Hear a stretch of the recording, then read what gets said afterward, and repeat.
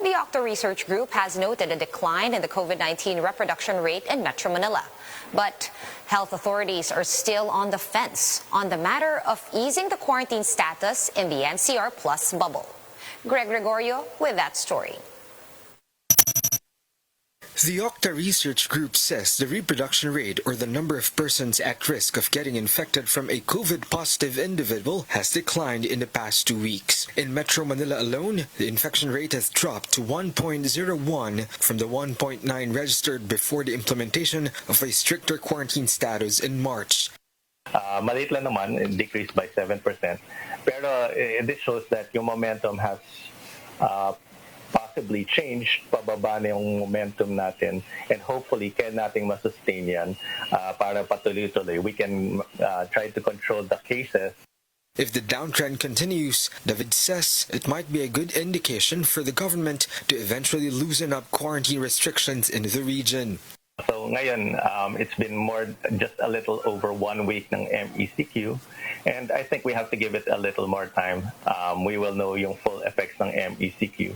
If the momentum or direction does not change, I think we can confidently say na sustain natin yung gains natin during this MECQ, and we can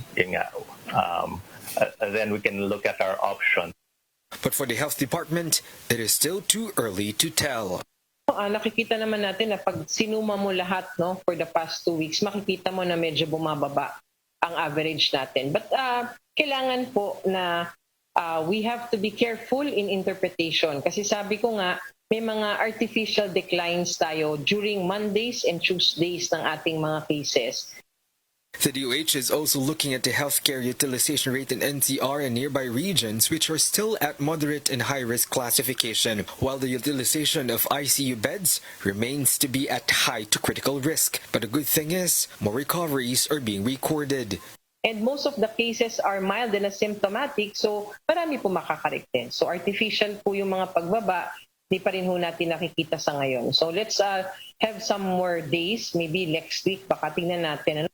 As for the COVID-19 vaccination drive, more than 1.5 million doses have been administered across the country. The DOH is now preparing for the arrival of additional supplies, like the 20,000 doses from Russia's Gamaleya. The Sputnik V vaccine requires a cold storage not exceeding -18 degrees Celsius.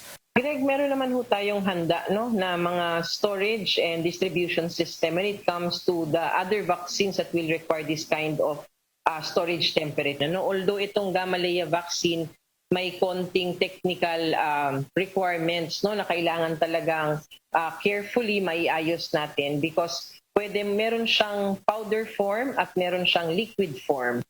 500,000 doses of Sinovac vaccines are expected to also arrive on Thursday. For News 5, Greg Gregorio, we are One News.